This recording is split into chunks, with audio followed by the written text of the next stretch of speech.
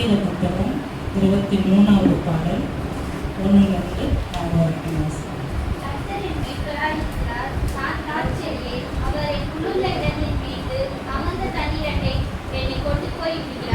அவர் என் ஆத்துமாவை தேற்றி தம்முடைய நாமத்தில் யுத்தம் என்னை நீதியின் பாதையில் நடத்துகிறார். நான் மரண இருளின் பள்ளத்தாக்கில் நடந்தாலும் பொல்லாப்புக்கு பயப்படேன். தேவரீர் என்னோட கூட இரும்.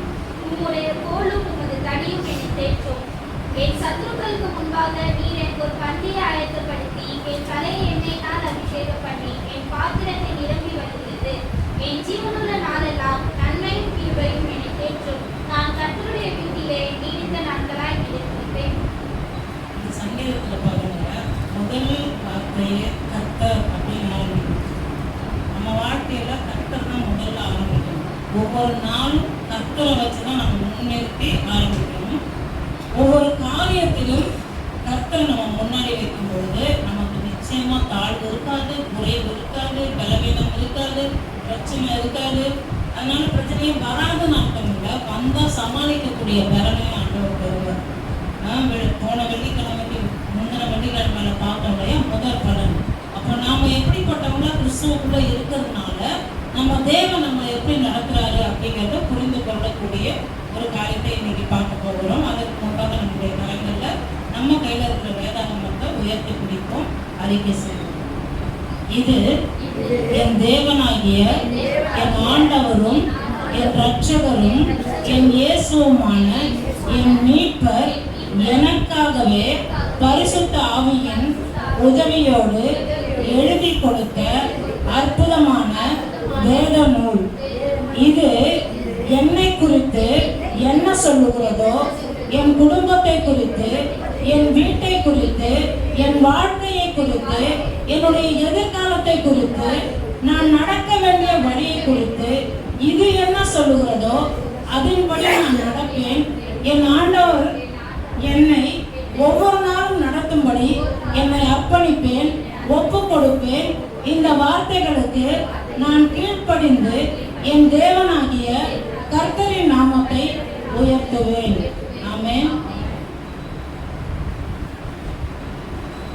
நம்ம பேசுற வார்த்தைகள் பாருங்க, சாதாரண விஷயம் இல்லை.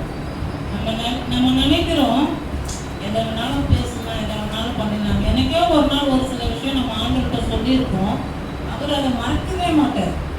அவ்வளோ நல்ல தேவன் பாருங்க அவரு. நம்ம சும்மா சில விஷயம் நினைச்சுதான் இருப்போம், அதை கூட ஞாபகம் வச்சு நம்மளுக்கு செஞ்சிருவாரு. இவ்வளோ ஒரு நல்ல கர்த்தரை நம்ம ஆராதிக்கிறோங்கிறது நம்மளுக்கு புரியணும். நம்ம நிறைய நேரம் நம்மளுக்கு ஆண்டவரை குறித்து தெரியல, ஏதோ சர்ச்சுக்கு வரும் கடமைக்கு நம்ம உட்கார்றோம், ஏதோ வசனம் படிக்கிறாங்க, ஏதோ அவங்களுக்கு தெரிஞ்சதை பேசிட்டு போயிடுறாங்க, அப்படிலாம் நம்ம நினைக்கிறோம். ஆனால் ஆண்டவர் ஒவ்வொரு நிமிஷமும், ஒவ்வொரு நிமிஷத்தில் இருக்கிற ஒவ்வொரு நொடி துளிகள், ஒவ்வொரு நொடி துளிகள் இருக்கிற ஃப்ராக்ஷன் ஆஃப் செகண்ட்ஸ்ன்னு சொல்லுவாங்க, அது கூட நம்மளை கவனிச்சுட்டே இருக்காரு.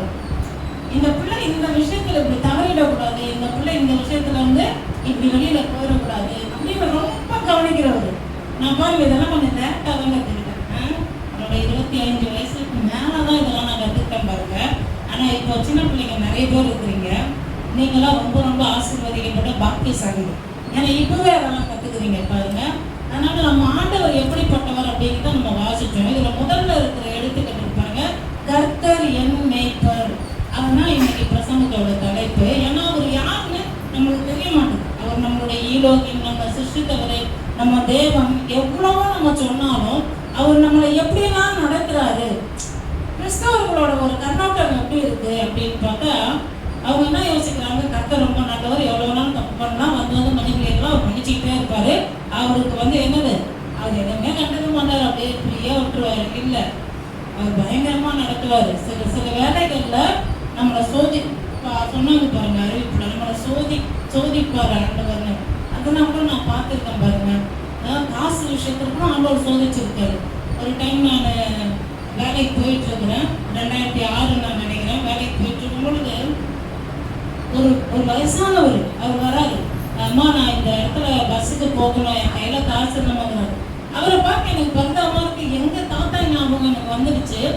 நான் பேக்ல எப்பவுமே பஸ்ஸுக்காக சில்லறை வச்சிருக்கேன், ஒரு 10 ரூபா நோட்டு நிறைய வச்சிருக்கேன், 10 ரூபாவா வச்சிருக்கேன். டக்குன்னு அதை எடுத்து எவ்வளோ எண்ணல, எனக்கு நான் ஆஃபீஸுக்கு போயிட்டு இருக்கிற இல்லையா அவங்க ஆஃபீஸில். அதனால டைம் ஆகிடுச்சு, இப்போ 2-3 நிமிஷம் தானே இருக்குன்னு யோசிச்சுக்கிட்டே இருப்பார்.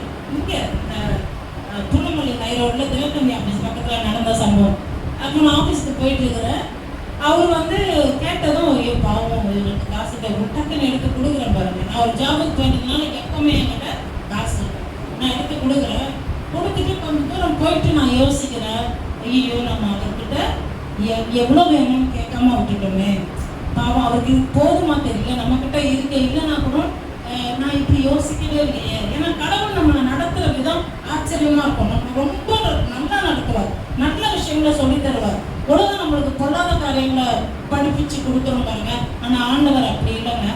அவர் அப்போ நான் யோசிச்சுக்கிட்டே போகிறேன் பாருங்க. சரி பேசாமல் அவரை கேட்கலாம், பரவாயில்ல ஆஃபீஸுக்கு டைம் ஆனால் பரவாயில்லன்னு திரும்புகிறேன். அந்த ரோட்டில் இந்த சைடில் தாளமுத்து நடராஜன் பில்டிங் உங்களுக்கு நிறைய பேர் தெரிஞ்சிருக்கும். அந்த சைடு ஒரு ரோடு ஏறும் பாருங்க, யாருமே இல்லை, ஒரு பஸ்ஸு கிடையாது, ஒரு சைக்கிள் வரல. இந்த பக்கம் தினத்தந்தி ஆஃபீஸ் பக்கத்தில் ஒருத்தருமே இல்லை. இந்த பக்கம் எங்கள் ஹாஸ்டல் போகிற வழியில் ஒருத்தருமே இல்லை. அப்போ எனக்கு வந்து பயங்கர ஷாக். என்ன இது இப்படிதான் அவரை பார்த்தோம், ஒரு நிமிஷம் கூட இருக்குது. அவ்வளோ வேகமாக அந்த வயசானவர் நடந்திருக்க வாய்ப்பே இல்லை. அவ்வளோ வேகமாக ஓடினா கூட அந்த கார்னரில் என் கண்ணுக்கு தெரியணுமே, வாய்ப்பே கிடையாது. அப்போ ஆண்டவர் என்ன பண்ணார் என்னன்னு எனக்கு புரியாமல் நான் வேலையெல்லாம் முடிச்சுட்டு ஈவினிங் போய் என் ஃப்ரெண்டுக்கிட்ட ரூம்மேட் கிட்ட சொல்கிறேன். அப்போ அவர் சொன்னால், நீ காசு விஷயத்தில் எப்படி இருக்கிற, அதை வந்து தேவ தூதர்களை கொண்டு தேவன் சந்திப்பார். அப்போ நீ கரெக்டாக கொடுத்துருக்க, உன்னுடைய மனம் உண்மையில ஆண்டவருக்காக ஏங்குதா இல்லையான்னு பார்ப்பார். இதெல்லாம் ஆண்டவர் நடத்தவன்னு சொல்லி கொடுத்தாரு பாருங்க. அன்னைக்கு பிடிச்சிக்கிட்டாங்க. காசு விஷயத்துல ₹1 கூட கர்த்தரை ஏமாத்தக்கூடாதுன்னு கற்றுக்கிட்டேன். ஏன்னா தூதர்களை கொண்டு நம்மளா நடத்த பாருங்களேன். ஐயோ அவங்களுக்கு தேவைப்படுமோ அப்படின்னு நினைச்சு நான் திரும்பறதுக்குள்ள அவங்களை காணும். ஆனா அவங்க எவ்வளவு கொடுக்குறவங்கள்ட்ட பார்க்கல, கொடுக்குற மனநிலையை பார்க்கறாங்க. அப்போ ஆண்டவர் இந்த பிள்ளைய இனிமே இந்த விஷயத்துல நம்ம சோதிக்க தேவையில்லை அப்படின்னு விட்டுட்டாரு. அப்போ நம்மளை தேவன் ஒவ்வொரு காரியத்திலும் சோதிப்பார். ஒவ்வொரு விஷயத்திலும் சோதிக்கிறதுல ஏதோ நம்மளை தண்டிக்கிறதுக்கு இல்லை, நாம் அதில் கரெக்டாக வரணும், அவரோட அலைன்மெண்ட்ல வரணும். இது போல தூதர்களை நிறைய முறை சந்திச்சிருக்க பாருங்க. அவங்க மனுஷன் மாதிரியே வருவாங்க, சாதாரண ஒரு ஆள் மாதிரி, நம்மளுக்கு தெரியாது அவங்க தான் யாருக்கு. அப்போ அதனால தேவன் உண்மை உள்ளவர், கர்த்தர் நம்முடைய மேய்ப்பரா இருக்கிறார், நம்ம மேல ரொம்ப கவனமா இருக்கிறார். இந்த மேய்ப்பருங்கிற வார்த்தை எபிரேய பதத்துல எப்படி வருதுன்னா ரா அப்படின்னு வருது. அதாவது நம்மளுக்கு ஃபீட் பண்றது. நம்மளை வந்து எப்படி அப்பா அம்மா சோறு ஊட்டி ஊட்டி வளர்ப்பாங்க பார்த்தீங்கன்னா குழந்தையில, அந்த மாதிரி நம்மளை ஊட்டி வளர்க்குறாங்க நம்ம ஆண்டவர். நம்ம ஆண்டவரை குறித்து கர்த்தர் என் மேய்ப்பர்னு சொல்ற இடத்துல அப்படி வருது பாருங்க. அந்த கர்த்தருங்கிறது யாவே, உங்களுக்கு தெரியும், ஆண்டவராகிய இயேசு கிறிஸ்து நம்ம தேவன் அப்படிங்கிறத நம்ம ஏற்கனவே பார்த்துருக்கோம். அப்போ நம்மளுடைய பர்சனல் ரோகியா அவர் இருக்கிறாரு, நம்மளுடைய பர்சனல் ப்ரொடெக்டரா இருக்கிறாரு. நம்மளுக்கு ஒவ்வொரு நாளும் நம்மளை கவனிச்சு நம்ம எந்த விஷயத்துல பயப்படுவோம், எதுல நம்ம மீறுவோம், இதெல்லாம் பார்க்கறதா இருக்கிறார். அதனாலதான் அவர் எப்படிப்பட்ட தேவனா இருக்கிறாராம். வசனம் சொல்றது வாசிக்கலாம். நீதிமொழிகள் 8:32. நீதிமொழிகள் 8வது அதிகாரம் 32வது வசனம்.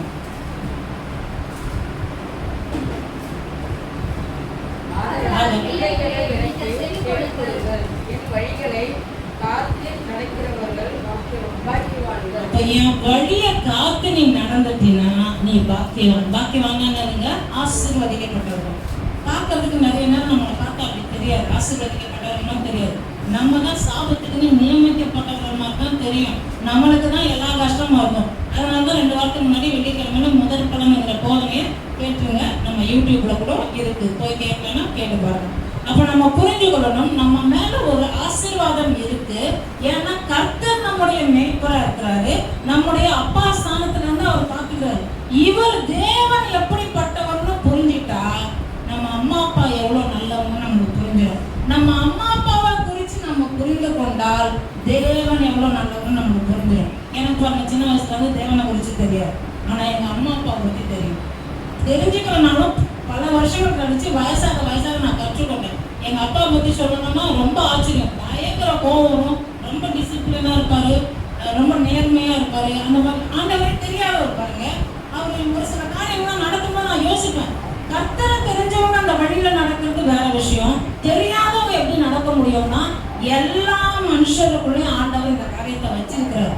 சில பேர் அதை புரிஞ்சிக்காம நடந்து கொள்றாங்க. அதை நம்ம வழங்கி கொள்ளணும். வீட்டில் ஒரு சின்ன பாட்டில் உடஞ்சிட்டா கூட எங்கள் அப்பா யாரையுமே கிட்ட விட மாட்டார். எனக்கு கிட்ட வர அப்போலாம் நிறைய பாட்டில் தானே வரும். இப்போ தான் பிளாஸ்டிக்கில் வந்துச்சு எல்லாமே. அதை அவரே க்ளீன் பண்ணுவார். கேட்டால் எங்கள் அம்மா எதாவது தூக்கி போடுவார். அதே போல் எந்த ஒரு காரியம் ராத்திரியில் தூங்கும்போது பிள்ளைங்களுக்கு கொசு கடிச்சிச்சுன்னா அவரால் தாங்க முடியாது. அவர் தூங்க மாட்டார். 4 ஷிஃப்ட்டு பார்த்துட்டு வருவார். அவர் தூங்காமல் இருந்து என்ன பண்ணுவார், ஏதோ பண்ணுவார், என்னை தண்ணி தருவார். அப்போவும் நாங்கள் தூங்காமல் ரொம்ப டிஸ்டர்ப் ஆகிட்டே இருப்போம். அவர் அப்போலாம் ஓடோமாஸ்னு ஒரு க்ரீம் அது போடுவார். இந்த பிள்ளைங்க தூங்க மாட்டேங்குது, கொசுக்களில் எவ்வளோ டிஸ்டர்ப் ஆகிறாங்கன்னு கொசு வரங்கிற ஒரு மேட்டர் எங்கள் அப்பா கண்டுபிடிச்சி வாங்கிட்டு வந்துட்டார். அதோட எங்களுக்கு நிம்மதியான தூக்கம் கிடைச்சு. ஒரு பூமியில இருக்கிற ஒரு தகப்பன் தன் பிள்ளைகளுடைய தூக்கம், தன் பிள்ளைகளுடைய பாதுகாப்பு, தன் பிள்ளைங்களுக்கு இது தேவை அப்படின்னு பார்த்து பார்த்து செய்ய முடியும்னா, நம்மளை உண்டாக்கினா நம்ம அம்மா அப்பாவே உண்டாக்கினா அப்பா பெரிய அப்பா அவர் எவ்வளோ நல்லவராக இருப்பாருங்கிறது நம்ம யோசிக்கணும். அப்போ நம்ம அப்பாவை குறித்து நம்ம புரிஞ்சு கொண்டோம்னா, நம்ம அம்மாவை குறித்து நம்ம புரிஞ்சு கொண்டோம்னா அவரை குறித்து நிறையவே புரிந்து கொள்ள வாய்ப்புகள் கிடைக்கும். அதனால தான் பூமியில் நான் அடிக்கடி சொல்லுவேன் இல்லையா, மணவாளன்ங்கிற அந்த இயேசு கிறிஸ்துவோடைய அர்த்தம் புரியணும்னா அவர் ஏன் மணவாளன், அவர் ஏன் நம்முடைய ஹஸ்பண்டு, நாம ஏன் அவருடைய மணவாட்டின்னு புரியணும்னா இந்த பூமியில திருமணம்ங்கிற ஒன்று புரிஞ்சாதான் அந்த உறவு புரியும். அப்ப இந்த பூமியில அம்மா அப்பாவை புரியும் பொழுது தான் அவரோட உறவு புரியும். அவர் உறவு கரெக்டா புரிஞ்சிருச்சுன்னா இங்க இருக்கிற அம்மா அப்பாவை நாம எப்படி மதிக்கணும், மரியாதை செய்யணும், நாம எப்படி அவங்களுக்கு கீழ்ப்படியணும்னு நமக்கு விளங்கும். இதெல்லாம் நம்மளுக்கு புரியணும் பாருங்க. ஏன்னா ஆண்டவர் எல்லா இடத்துலையும் சொல்லித்தராரு. இப்போ வாசிச்சோம் இல்லையா, பிள்ளைய நடக்க வேண்டிய வழியில நடத்து ஏன் சொல்லித்தராரு, பிள்ளைக்கு நடக்க தெரியாது. அதான் நம்ம பார்க்க போறோம். வாசிக்கலாம். நீதிமொழிகள் 22:15. நீதிமொழிகள் 22:15. பிள்ளையின் நெற்றியும் மதியேனும் ஒட்டியிருக்கும் அதை தண்டனையே உடம்பு அவளை விட்டு அகற்றும். பிள்ளையின் நெஞ்சில் மதியினம் ஒட்டி இருக்கும் அப்படின்னா என்ன அர்த்தம்னா, பிள்ளைக்கு பெருசா அறிவு இருக்கு. ஒரு சில குழந்தைங்கன்னா குழந்தை போச்சு, குழந்தை அப்படின்னா நம்ம நினைப்போம், பொய் சொல்லாது அப்படிலாம் நினைப்போம். குழந்தை தானே, அது தெய்வ பிறகுலாம் சொல்லுவோம். ஆனா அதுக்கு பொய்யெல்லாம் இருக்கும். குழந்தை இதுக்கிட்டே அப்படின்னு நினைப்போம். எங்க குடும்பத்துல நான் அதெல்லாம் பார்த்துருக்கேன். ஒரு பிள்ளை அப்படிதான் ஒரு பொய் சொல்லிடுச்சு, சரி பொய் சொல்லாதுரா, நீ தானே பொய் சொல்லணும் அப்படின்னு நான் ஒரு ஆர்கியூமெண்ட்டுக்கு போறேன். பார்த்தா இந்த குழந்தை, அந்த 3 வயசு குழந்தை பொய் சொல்லுது. அப்ப பாருங்க, பிள்ளை நெஞ்சில மதியனை கண்டிப்பா ஒட்டி இருக்கும் வேதமே சொல்லிடுச்சு. அப்ப பிள்ளைக்கு அறிவில்லாத சில காரியங்கள் இருக்கு. அதனாலதான் நீதிமொழிகள் 8:32 வாசிச்சோம், நடக்க வேண்டிய வழியில நடத்து. ஆண்டவர் பாருங்க, நம்மளை நடக்க வேண்டிய வழியில நடத்துகிற தேவன் பெற்றோர்களுக்கும் கற்றுத்தராருன்னா, இங்க ஞானஸ்நானம் கொடுக்கும் போதுதான் நம்ம போதகர் அடிக்கடி சொல்லுவாங்க இல்லையா, அந்த பிள்ளைங்களை எப்படி நடத்துங்க, வசனத்துல, ஜபத்துல, ஆராதனையில நீங்க கரெக்டா சபைக்கு கொண்டுட்டு வந்துருங்க, எப்படியெல்லாம் சொல்லி தராங்க. ஏன்னா அவங்களுக்கு ஆண்டவர் சொல்லி தராங்க, அவங்க வீட்டுல எப்படி நடத்துனாங்கிறத பாக்குறாங்க. அப்போ நம்ம வழி வழியா இதை புரிஞ்சு கொள்ளணும் பாருங்க. இன்னைக்கு நிறைய பிள்ளைகளை பெற்று விட்டு அப்படியே போட்டுருக்காங்க. உங்களுக்கு தெரியுமே, மதர் தெரேசா அவங்க எத்தனை அனாதை குழந்தைகள் குப்பை தொட்டியில வீசப்பட்ட பிள்ளைகளை எடுத்து வளர்த்துருக்காங்க. இதெல்லாம் உங்க வீட்டுல சொல்லி தந்து வளர்த்தாங்களான்னு எனக்கு தெரியாது. எங்க அப்பா சின்ன வயசுல இருந்து எங்க அம்மா தான் எங்களுக்கு சொல்லி தந்து வளர்த்தாங்க. யாருக்கிட்டையும் பேசக்கூடாது. ட்ரெயின்ல பஸ்ல போனீங்கன்னா யார் சாக்லேட் கொடுத்தாலும் வாங்கக்கூடாது, அப்படியே மூட்டை கட்டி தூக்கிட்டு போயிடலான்னு சொல்லுவாங்க.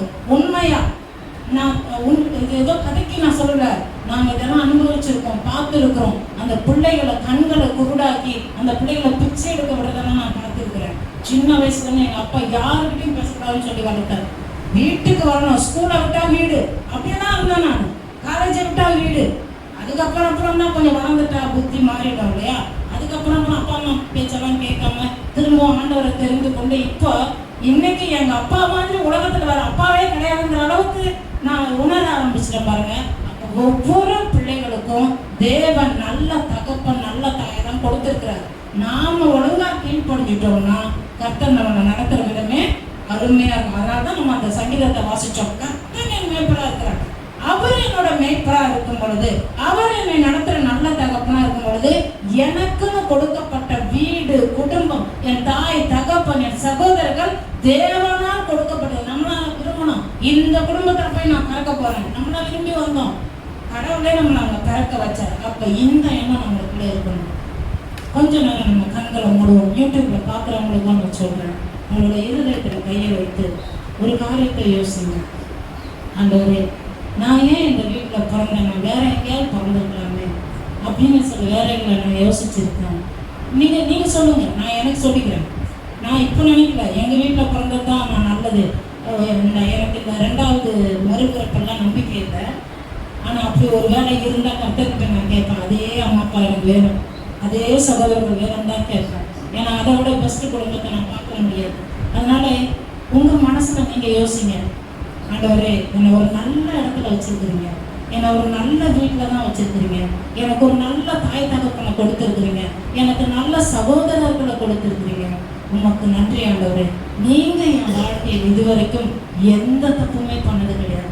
என் ஆண்டவராகிய இயேசு கிறிஸ்து என் வாழ்க்கையில் இதுவரைக்கும் ஒரு தப்பும் பண்ணது கிடையாது. அவர் எல்லாமே எனக்கு சரியாகத்தான் செய்திருக்கிறார் அப்படின்னு நீங்கள் யோசிச்சிங்கன்னா கட்டாயமாக கர்த்தர் உங்களை நடத்துகிற விதம் பிரமாதமாக இருக்கும். நான் ரொம்ப கேள்வி கேட்குறேன் பாருங்க. சின்ன வயசில் கேட்க மாட்டேன், பயமாக இருக்கும். அதுக்கப்புறம் வசனம்லாம் வாசி ஆண்டவர்கிட்ட கேட்பேன், இது ஏன் ஆண்டவர் இப்படி சொல்லியிருக்கு, இது ஏன் இப்படி, இது எனக்கு புரியலையே, எனக்கு இவ்வளோ ஞானம் இல்லையே அப்படின்னா கர்த்தர் கொஞ்சம் கொஞ்சமாக எனக்கு வெளிப்படுத்த நான் ரொம்ப இப்போலாம் என்ன யோசிக்கிறேன்னா, குழந்தைங்க நான் பிறக்கும்போதே உங்கள் குடும்பத்திலே பிறக்க வச்சிருக்கூடாதா, ஒரு கிறிஸ்தவ குடும்பத்திலே நான் பிறக்க வச்சிருக்கூடாதா அப்படின்னா நான் யோசிக்க ஆரம்பிச்சிட்டேன். ஆனால் யாருக்கு எப்போ தேவன் தன்னை வெளிப்படுத்த சித்தமாக இருக்கிறாரோ அப்பொழுதுதான் வெளிப்படுத்துவார். அவர் சித்தம், எவனுக்கு இறங்க சித்தமாக இருக்கிறேனோ அவனுக்கு இறங்குவேன். நான் யாருக்கு என்னை எப்போ வெளிப்படுத்தணும் அப்பதான் வெளிப்படுத்துவேன். உன் இஷ்டத்துக்கு நான் வர முடியாது. என் வழிகள் உங்கள் வழிகள் அல்ல, என் நினைவுகள் உன் நினைவு அல்ல என்று ஆண்டவர் சொல்றார். அப்போ ஆண்டவரை புரிந்து கொள்ளணும்னா 1 நாள் 10 நாள் 20 நாள்ல புரிஞ்சுக்க முடியாது. 2 வாரம் சர்ச்சுக்கு வந்தாங்க, இந்த கர்த்தர் சரியில்லை ஓடக்கூடாது. நம் வாழ்நாள் முழுவதும் நம்மளை அற்புதமாய் நடத்துகிற தேவன், நம்மளை சரியாய் நீதியின் பாதையில் நடத்துகிற, சங்கீதம் 23:3 வாசிச்சோம் இல்லையா, என்னை நீதியின் பாதையில நடத்துகிறார். அந்த நடத்துகிறாருங்கிற வார்த்தை தான் நம்ம இப்ப பார்த்துக்கிட்டு இருக்கோம். நீதிமொழிகள் 8:32 பிள்ளையே நடக்க வேண்டிய வழியில நடத்து. ஏன்னா ஏன் அப்படி நடத்தணும்? ஏன்னா அவனுடைய இருதயத்துல என்ன ஒட்டி இருக்கும்? மதியினம். அவனுக்கு தெரியாது. ஏன் தெரியாது? ஏன்னா அவன் குழந்தையா இருக்கிறதுனால எதை பார்த்தாலும் அவனுக்கு பிடிக்கும்.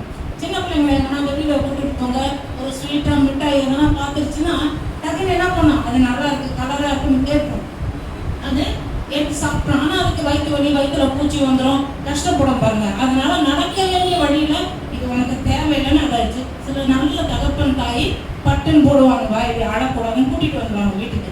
அப்போ பாருங்க, நீங்கள் நடக்க வேண்டிய வழியில் நடத்தி தான் ஆகணும். இன்னொரு வசனம் வாசிக்கலாம், நீதிமொழிகள் 23:13 வாசிக்கலாம். நீதிமொழிகள் 23:13 பிள்ளையை தண்டியாமல் விடாது, அவன் சாகான். அடுத்த வசனம், திரும்பினால்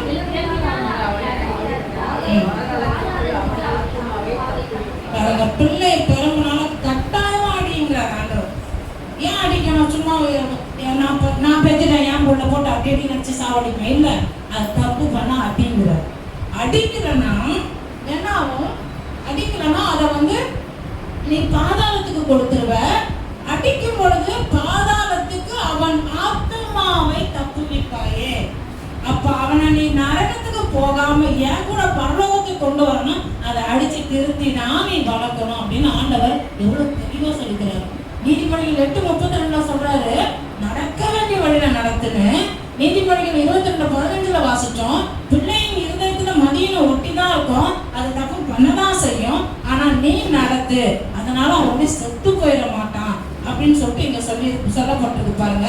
அது மட்டும் இல்ல, இன்னொரு வசனத்தை கூட நம்ம வாசிக்கலாம். நீதிமொழிகள் 22:6 வாசிக்கலாம்.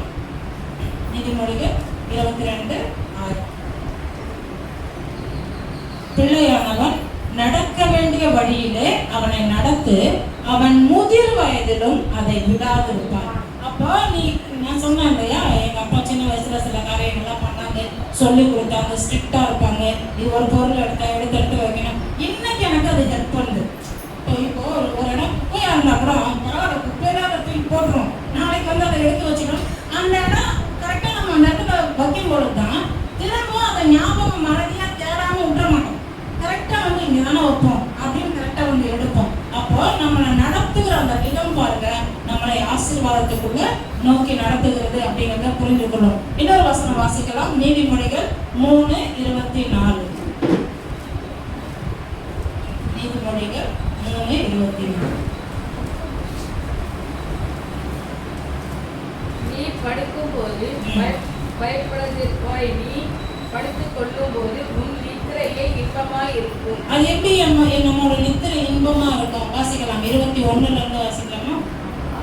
என் மகனே, இவைகளை உன் கண்களை விட்டு பிரியாது இருப்பதாக மெய் ஞானத்தையும் நல்ல ஆலோசனைகளையும் கத்துகள். இவைகள் தான் அது ஆண்டவர் கற்றுத் தருகிற வார்த்தைகள், வழிகள். அடுத்த வசனம் 22. அவைகள் உன் ஆத்துமாவுக்கு ஜீவனும் உன் கழுத்துக்கு அலங்காரமாய் இருக்கும். அப்ப நம்ம ஆத்மாவுக்கு ஜீவன் எது? நம்ம ஆத்மாவை மரணத்துக்கு தப்பு வைக்கிறது கர்த்தருடைய நடத்துதல், அவருடைய வழிகாட்டுதல். அடுத்தது பாருங்க 23. அப்பொழுது நீ பயமின்றி உன் வழியில் நடப்பாய், உன் கால்கள் இடராது. அப்பா எப்பா நம்ம ஆண்டவர் நடத்தும் பொழுதுதான் நம்ம பயம் இல்லாம நடக்கும்.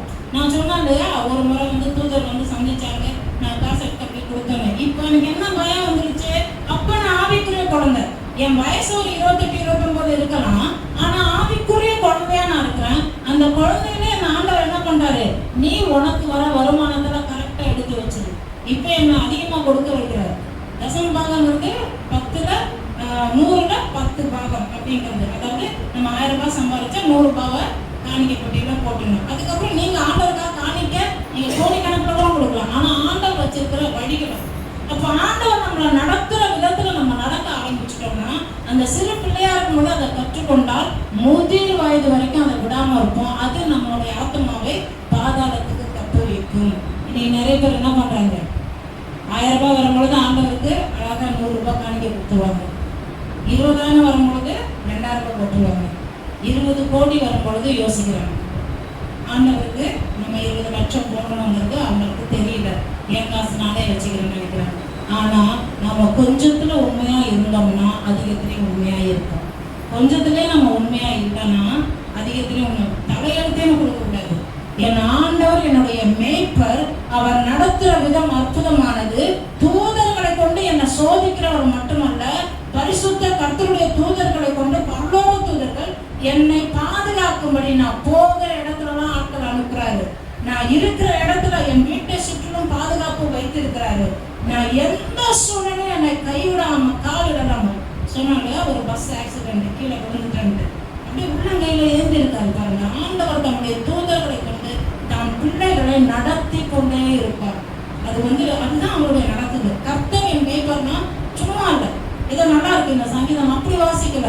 உண்மையாவே அவர் நமக்கு மேய்ப்பரா இருக்காரு. கண்ணுக்கு தெரியலன்னா அது உண்மை இல்லைன்னு அர்த்தம் இல்லை பாருங்க. நம்ம அதை விளங்கி கொள்ளணும். அவர் நம்ம நடத்துவார்னு வாசிச்சோம் இல்லையா? நீதிமொழிகள் 8:32. இப்ப வாசிக்கலாம். நீதிமொழிகள் 6:22. நீதிமொழிகள் 6வது அதிகாரம். அது உன்னை வழிகாட்டும், நீ படுக்கும்போது அது உன்னை காப்பாற்றும், நீ விழிக்கும்போது அது உன்னை. இங்க அது என்ன சொல்லுது? ஆண்டவருடைய வழிகாட்டுதலான வார்த்தை குறித்து சொல்லுது. அதுல நம்ம தொடர்ச்சியா வாசிக்கலாம். 20-23. என் மகனே, உன் தகப்பன் கற்பனையாய் காத்துக்கொள்ளும் தாயின் போதகத்தை தள்ளாதே. இப்ப பாருங்க, ஆண்டவர் என்ன சொல்றாரு? தகப்பனுடைய போதனையை காத்துக்கொண்டு தாயின் போதகத்தை தள்ளாதே. அப்பா அம்மா சொல்ற பேச்ச கேட்காம இருந்துறாங்க. நான் அதிகமா சொல்லுவேன். நான் ஒரு ஐக்கியத்துக்கு போயிட்டு இருந்திருந்தேன், இப்போ போறதில்ல. அங்க நான் அதிகமா சொல்ற ஒரு விஷயம் என்னன்னா, இங்க நிறைய சின்ன பிள்ளைகள் வருவாங்க. ஒரு சிலர்லாம் எனக்கு சொல்லுறாங்க, அந்த குடும்பத்தாரு. நான் சொல்லுவேன், அப்பா அம்மாவை விட நம்மளை அதிகமா நேசிக்கிறவங்க இருக்க முடியாது இந்த உலகத்துல. சில வேளையில அவங்களுக்கு கோபம் வரும் நம்ம மேல. ஆனா சில அப்பாங்களுக்கு அன்பை காமிக்க தெரியாது பாருங்க. சாஃப்டா பேச மாட்டாங்க, கண்டிச்சுதான் பேசுவாங்க. அவங்கள விட நம்ம சாஃப்டமா இல்லை. நான் இப்பவும் நான் ஒரு காரியத்தை யோசிப்பேன். ஏன்னா எங்க அம்மா எப்பவுமே என்னை கேட்கிற வார்த்தை சாப்பிட்டா. அவங்க தான் சாப்பாடு வைக்க போறாங்க, சாப்பிட்டியா எடுத்து வச்சுன்னு எங்க பாக்ஸ்ல வச்சுன்னு சாப்பிட்டியான்னு கேட்பாங்க. பாருங்க, நம்ம அம்மா அப்பாவை விட நம்மளை சூப்பரா பாத்துக்கிறவங்க இந்த உலகத்துல கிடையாது. ஆனா இதெல்லாம் நம்மளுக்கு புரிஞ்சிச்சுன்னா ஆண்டவரோட அன்பு புரியும். ஆண்டவரோட அன்பு புரிஞ்சிச்சுன்னா இவங்க மேல நம்ம சரியா மரியாதையும் அன்பும் செலுத்த முடியும். அதனாலதான் நம்ம உயிரை அவங்களுக்கு கொடுக்கிற மரியாதையோட இணைச்சிருக்கிறார். கட்டளைகள் என்ன சொல்லுது? 10 கட்டளைகள். முதல் 4 கட்டளை விட்டு அடுத்த 6 கட்டளை என்ன சொல்லுது? முதல் அந்த 5வது கட்டளையில என்ன வருது? உன் தகப்பனையும் தாயையும் கனம் பண்ணி. எதுக்கு? நீ உன்னுடைய ஆயுசு நாட்கள் நீடித்து இருக்க, நீ உயிரோடு ரொம்ப நாள் இருக்கணும்னா உங்க அம்மா அப்பாவை நீ மதிக்க கத்துக்கோ, அவங்களுக்கு கீழ்ப்படிய ஆரம்பி. அப்போ நான் ஆவிக்குரிய ஆத்மாவில் தப்பு வைக்கப்படணும், என் ஆத்மா பாதாளத்துக்கு போக கூடாதுன்னா என்னுடைய தகப்பன், என் மேய்ப்பர், என் கர்த்தருக்கு நான் கீழ்ப்படியணும், அவர் வார்த்தைக்கு நான் கீழ்ப்படியணும், அவரால் ஏற்படுத்தப்பட்ட ஊழியர்கள் ஆவிக்குரிய தாய் தகப்பன்களுக்கு நான் கீழ்ப்படியணும். அப்பதான் என்னோட ஆயுசு நாட்கள் ஒழுங்கா இருக்கும். நான் பாதாளத்துக்கு தப்பு வைக்கப்படுகிறேன். திரும்பினாங்க, அவனை அடிக்காம விட்டாங்க, அவன் சாக மாட்டான். அப்ப சில வார்த்தைகள் கடுமையா புறப்பட்டு வருது, ஒன்னும் ஆயிராது உங்களுக்கு, உங்களை நல்ல வழியில தான் நடத்தும். சிச்சை நம்மளுக்கு நல்லது. பாருங்க, நம்ம நினைச்சுக்கிறோம் பாஸ்டர் ரொம்ப நல்லா பேசினாரு, இப்ப வேற மாதிரி இருக்கிறாரு. நான் சில டைம் யோசிப்பேன், இயேசுவோட கூட நம்மளை கல்யாணம் பண்ணி வச்சுட்டாரு ஆண்டவர். இயேசு மனவாளன், நம்ம மனவாட்டியா இருக்கிறோம். ஏதாவது ஆண்டவர் நம்ம வாழ்க்கையில ஏன் தான் ஆண்டவர் இப்படி நடத்துறாரோ, ஏன் தான் எனக்கு ஆண்டவரோட கஷ்டத்தை கொடுக்குறாருன்னு வீட்டில் எப்படி கல்யாணம் பிள்ளைங்க அம்மா கிட்ட கம்ப்ளைண்ட் பண்ணாங்க. அது மாதிரி பாஸ்டர், என்ன பாஸ்டர் இப்படி சொன்னீங்க, வாக்குத்தத்தை இப்படி சொன்னீங்க, ஆனால் ஆண்டவர் என்னை இப்படி நடத்துறாரு, ஆண்டவர் இப்படி கம்ப்ளைண்டாக கொண்டு வருவோம். ஆண்டவர் நம்மளை நல்லா தான் நடத்துவார், சூப்பராக நடத்துவார். நம்மளை பாதாளத்துக்கு நம்முடைய ஆத்மாவை தப்பு வைப்பாரு, நம்மளை நித்திர இன்பமா இருக்கும்படிக்கு ஒவ்வொரு நாளும் நம்மளை பாதுகாப்பாரு. தூதர்களை கொண்டு நம்ம வழி நெடுக கால் இடராம. யோசிச்சு பாருங்க, காலங்கள் லேசா சறுக்கி விழுந்துடக்கூடாது. அவ்வளவு ஆத்மையா நடத்துற ஒரு தகப்பன் நம்மளுக்கு இருக்கிறார் பாருங்க. அவர் எப்படியெல்லாம் நம்மளை நடத்துறாரு, அதை நம்ம வாசிக்கலாம். சங்கீதம் 48:14. சங்கீதம் 48:14. தேவன் யுத்தத்திற்குள்ள சதா காலங்களிலும் நம்முடைய தேவன் மரண பர்யந்தம் நம்மை நடத்துவார். எவ்வளவு நாள்? மரண பர்யந்தம். உங்களுக்கு 25 வயசோ 40 வயசோ 80 வயசோ எத்தனை வயசு போனாலும் நீங்க எவ்வளோ நாள் உயிரோடு இந்த பூமியில இருக்கிறீங்களோ அவ்வளோ நாளும் நடத்துவோம். நம்ம தேவன் பாருங்க எப்படிப்பட்ட தேவன். அப்ப கர்த்தர் மேய்ப்பரா இருக்கிறாருன்னா சும்மா இல்லை. நம்ம என்ன நினைச்சுக்கிறோம், ஜாலியா எப்படி வேணாலும் வாழ்ந்துக்கலாம், எப்படி வேணாலும் வந்துடணும். இல்லை பாருங்க, அவர் நம்மளை நடத்துற விதமே இப்படியெல்லாம் வாசிச்சு பாருங்க. நீதிமன்றம் 22:15 மதியம் ஒட்டி தான் இருக்கும். சில ஆவிக்குரிய குழந்தைங்க அவங்களுக்கு 50 வயசு இருக்கும், ஆனா ஆவிக்குரிய குழந்தையா இருப்பாங்க. அது நான் இருக்க மாட்டேன், இப்படி இந்த பிரதமா இப்படி இந்த ஏதாவது மதியம் நம்ம உள்ள ஒட்டி இருக்கும். அதெல்லாம் கர்த்தர் கிளீன் பண்ணுவார். இப்படி இருக்கக்கூடாது, கர்த்தருக்குள்ள இப்படி வாழணும்.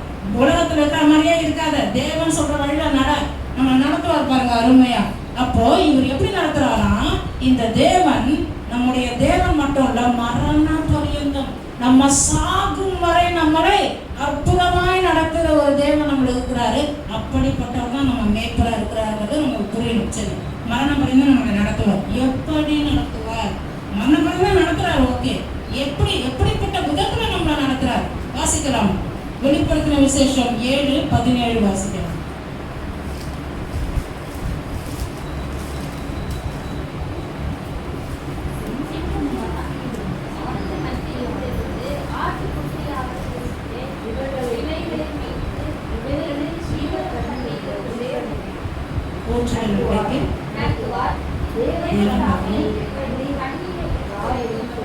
பாருங்க, நம்ம ஆண்டவர் அவரே ஒரு ஆட்டுக்குட்டி. அப்ப ஆட்டுக்குட்டியோட வேதனை அவருக்கு தெரியும். நம்ம தான் ஆட்டுக்குட்டின்னு ஓமையா சொல்லப்படுது வேதத்துல. அப்போ நம்மளை மேய்ப்பர் அப்படின்னா நம்ம வாசிச்சோம் இல்லையா, அவங்க எப்படி இருப்பாங்களா, பாதுகாப்பாங்க, நம்மளுக்கு ரொம்ப கேர் பண்ணுவாங்க, அன்பு செலுத்துவாங்க, வழி நடத்துவாங்க, ஆலோசனை கொடுப்பாங்க, அறிவுரை சொல்லுவாங்க, புத்தி சொல்லுவாங்க. இவ்வளவு நம்ம தேவன் நம்மளுக்கு செய்யறாரு. இவர்களை ஜீவ தண்ணீர் உள்ள ஊற்றுகள் அன்றைக்கு. ஜீவ தண்ணீர் என்னங்க? கர்த்தருடைய வசனம் தான் ஜீவ தண்ணீர். இந்த வசனத்துக்கு நேரம் அவங்களை நடத்துறாரு. அது மட்டும் இல்ல, இவர்களுடைய கண்ணீர், நேற்று வடிச்ச கண்ணீரை துடைப்பார். நீங்க போட்டுள்ள கண்ணீர் யாவையும் துடைப்பார். முதல்ல வாசிச்சோம் சங்கீதம் 48:14 மரணம் வரைக்கும் நடத்துவாங்க. இங்க மரணம் வரைக்கும் உங்களுக்கு என்னென்ன விஷயத்துல கண்ணீர் வருது, என்னென்ன விஷயத்துல போராட்டத்தை சந்திக்கிறீங்க, எல்லாத்துலயும் உங்க கண்ணீரை தொடச்சி நடத்துவார்.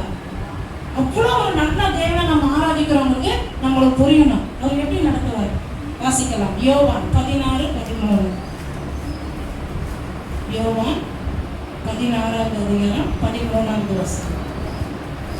சத்திய ஆவியாகிய அவர் வரும்போது சகல சத்தியத்திற்குள்ளும் உங்களை நடத்துவார். அவர் தம்முடைய சுயமாய் பேசாமல் தாம் கேள்விப்பட்டவர்கள் யாவையும் சொல்லி வரப்போகிற காரியங்களை உங்களுக்கு அறிவிப்பார். தூதர்கள் நம்ம கூட இருக்கிறாங்க அப்படிங்கிறதுக்கு நிறைய சிக்னல்ஸ்லாம் இருக்கு பாருங்க. நம்ம ஒரு இடத்துல நடந்துகிட்டே இருப்போம். இதெல்லாம் நான் வந்து நிறைய அனுபவிச்சிருக்கேன். உங்களுக்கும் அந்த ஆவிக்குரிய அனுபவங்கள் கிடைக்கணும்னு நான் கர்த்தரை ஸ்தோத்தரிக்கிறேன், வேண்டிக் கொள்கிறேன். ரொம்ப தனிமையாக சில நேரத்தில் இருட்டில் நடக்கும் பொழுது ஒரு பிள்ளைக்காக ஜோம் பண்ணிட்டு வரேன். ஹாஸ்பிட்டலில் இருந்து நைட்டு 11:50 கிட்ட ஆயிடுச்சு. தனியாக போயிடணும். அந்த மாதிரி ஒரு சூழ்நிலை, வேறு வழி இல்லை, அப்படி போக வேண்டிய சூழ்நிலை. தனியாக போகிற அந்த ஊருக்குள்ள எவ்வளோ இருட்டாக இருக்கும், எத்தனை நாய் இருக்கும். எங்கள் தெருவுல கிட்டத்தட்ட 30-40 நாய் இருக்கும். அந்த அதுங்க குலைச்சிக்கணும்னா கை காலெல்லாம் நடிக்கணும், அப்படிப்பட்ட ஒரு சத்தம் போடுங்க இருந்தோம். ஆனால் அப்படி நடந்துட்டு இருக்கும் பொழுது ஒரு நிமிஷம் எனக்கு ஒரு பயம் வந்தது. ஆண்டவரே நீங்கள் என் கூட இருக்கிறீங்க, தூதர் இருக்கிறாங்க அப்படின்னு சொல்லிட்டு நான் கொஞ்சம் தைரியமாக நடக்க ஆரம்பிக்கிறேன். திடீர்னு ஒரு அம்மா என் பின்னாடி நடந்து வராங்க. அம்மா நீயும் இந்த டைமில் தான் வந்து ஏமா இவ்வளோ லேட்டாக வரேன், எங்கேயாவது ஜெபம் பண்ணிட்டு வரேன். ஐயோ நீ யாருக்காக ஜெபம் பண்ணிட்டு வர, கர்த்தர் உனக்கு ஒரு குறையும் இல்லாமல் பார்த்துக்குவார். சொன்னவங்க ஒரு கிறிஸ்தவங்க கிடையாது. அப்படியே சொன்னாங்க பாருங்க. அந்த வார்த்தையை எனக்கு ஆண்டவரே எனக்கு சொன்ன மாதிரி ஆயிடுச்சு. நான் பாட்டு நடந்து போயிட்டே இருக்கேன். எனக்கு முன்னாடி ஒரு கார் கிராஸ் ஆகுது. நான் பார்க்கல, கண்ணாடி வச்சுட்டு எனக்கு தெரியல. அந்த அம்மா அந்த ரோட்ல வந்து ஓடி வந்து என்னை பிடிச்சி கொடுத்தாங்க. என்னமோ முன்னாடி கார் வருதை பார்க்கல. நான் சரி இங்கே பார்த்து போகிறேன். தூதர்கள் யாரை வேணாலும் வச்சு நம்மளை பாதுகாத்து நடத்தி கொண்டே இருப்பாங்க. கர்த்தர் மரண பரிதான் நம்மளை நடத்துவாரு. சத்திய ஆவியாகி அவர் வரும்போது சகல சத்தியத்திற்குள்ளும் சில விஷயங்களை நம்ம படிப்போம், தியானிப்போம். நம்மளை ஆண்டவர்ல நான் உன்னை நடத்திக்கிட்டே இருப்பேன், நீ எல்லா விஷயத்தையும் நம்மளை அவர் என்ன பண்ணுவாரு, நம்மளுக்கு யோசனைகளை தருவார், ஆலோசனைகளை தருவார். எல்லாவற்றிலும் நம்ம யாராவது நம்ம கிட்ட பழக வராங்கன்னா இவங்க எப்படின்னா நம்மளுக்கு கற்றுக் கொடுத்துருவாரு. நம்ம ஒரு காரியத்தை செய்யறோம்னா இது நல்லதா கெட்டதான்னு சொல்லி கொடுத்துருவார் பாருங்க. எல்லாவற்றையும் நமக்கு சொல்லி தருவார். இப்போ எனக்கு என்ன தைரியம் வந்துச்சுன்னா எவ்வளோ லேட் ஆனாலும் எவ்வளோ இருட்டானாலும் கூட கர்த்தர் வருவார். அந்த நம்பிக்கை தாராளமாக யாருமே வந்துச்சு. இப்போ ஐயோ வீட்டில் தனியாக இருக்குமே, மணி நைட்டு 2 ஆயிடுச்சு, எப்படி எந்திரிக்கிறது, எப்படி இப்படிலாம் யோசிச்சோம்னா நான் இருக்கேன் பாருங்க, வெளிப்படுத்துவார், வெளிச்சமாக காண்பிப்பார். கர்த்தர் நடத்துகிற விதங்கள் ஆச்சரியமா இருக்கும். ஆனா அந்த அனுபவத்துக்குள்ள போகணும்னா எப்பவும் போல சும்மா வந்தா உட்கார்ந்தோம் பேசணும் சாப்பிட்டோம் அப்படி இருந்தா நடத்தத்தை பார்க்க முடியாது. வசனங்களை கேட்டு இருதயத்துல வைத்து நான் இந்த வார்த்தையின் மொழி நடக்க போறேன், எங்களுடைய ஊழியக்காரர்கள் இப்படி சொல்லி கொடுத்துருக்காங்க, இந்த வசனம் இப்படி சொல்லுது, அதனால ஆண்டவர் என்னை நடத்துவாராம், என் இஷ்டத்துக்கு என் சுய புத்தியில சார்ந்து இந்த விஷயத்த நான் செய்ய போறதில்ல, இதுக்கு ஒரு ஆலோசனை நான் கேட்க போறேன், ஆண்டவரை என் கூட பேசுங்க. ஆண்டவர் சொல்றது புரியலையா, ஊழியக்காரங்க வழியா கேட்டுருங்க. ஏன்னா ஆண்டவர் தான் அவங்க நியமிச்சிருக்காரு. அப்ப நம்மளை அனுப்பின பிதா என்ன பண்றாரு, சத்திய ஆவியானவர் நம்மளுக்கு அனுப்பி நிறைய காரியங்களை கற்றுத்தராரு. இந்த வேதமே சத்தியம் அப்படின்னு வசனம் சொல்லுது. அப்போ இந்த வார்த்தையின் வழியாக நம்ம நடத்தப்பட என்ன நடக்குது, நம்மளுடைய காரியங்களை நேர்த்தியா நடக்குது. அப்ப பிள்ளை நெஞ்சில மதியனை ஒட்டி இருக்கும். சில காரியங்கள் நம்மளுக்கு புரியாது பாருங்க, இது கரெக்டா தப்பா அப்படின்னு நம்மளுக்கு தெரியாது. ஆனாலும் ஆண்டவர் என்ன பண்றாரு, நம்ம அருமையா நடத்துகிறவரா இருக்காரு. மரண பரியந்தம் நடத்துறாருன்னு சங்கீதத்துல வாசிச்சோம், வெளிப்படுத்தல கூட நம்ம வாசிச்சோம். எப்படி நம்ம நடத்துறாரு, சத்திய ஆவியானவர் நடத்துறாங்க. யோவான்ல கூட வாசிச்சோம். அடுத்தது ஒரே ஒரு வசனத்தை வாசித்து நம்ம நிறைவு செய்யலாம். ஏசாயா 40:11. ஏசாயா 40:11.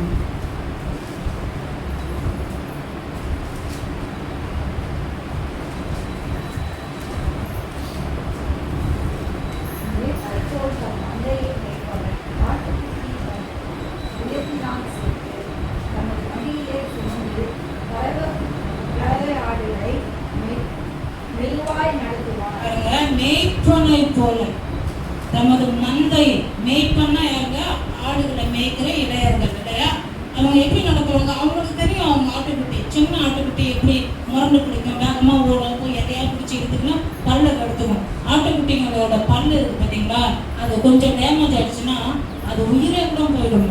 அதை கொஞ்சம் கவனிக்காம அந்த மேய்ப்பன் விட்டுட்டாருன்னா உயிரே போயிடும். என்னங்க பல்லு லைட்டா இதுவாயிட்டோன்னா பல்லு அதுக்கு ஏதாவது குத்திக்கிச்சு கீறிக்கிச்சு எதையோ போய் முள்ளில் மாட்டிக்கிச்சுன்னா அதை அப்படியே சீடு வச்சிருமா, அது உள்ள அந்த வேருக்குள்ள போய் மண்டைக்குள்ள போய் அதை பிரெயின் வரைக்கும் தாக்கி அதை இறந்தே போயிருமா அந்த ஆட்டுக்குட்டி. அதனாலதான் அவர் எப்படி நடத்துவாங்களோ சொல்லித்தராரு, தமது புயத்தினால் சேர்த்து. இப்படி சில மேய்ப்பரெல்லாம் பார்த்தீங்கன்னா அந்த ஆட்டுக்குட்டியை கட்டி முடிச்சுன்னா தூங்குவாங்க, அதை இப்படி பிடிச்சிக்குவாங்க. அப்படி சேர்த்து தமது மடியில சுமந்து கரவாலாடுனா குட்டி போட்டு பால் கொடுப்பாங்க, அதுகளே மெதுவா நடத்துவாங்க. அப்போ எந்த ஆடை எப்படி நடத்தணும்னு மேய்ப்பனுக்கு தான் தெரியும். இது என்ன பண்ண முரண்டு பிடிக்குதுன்னா இதுக்கு பெரம்பு எடுப்பார்.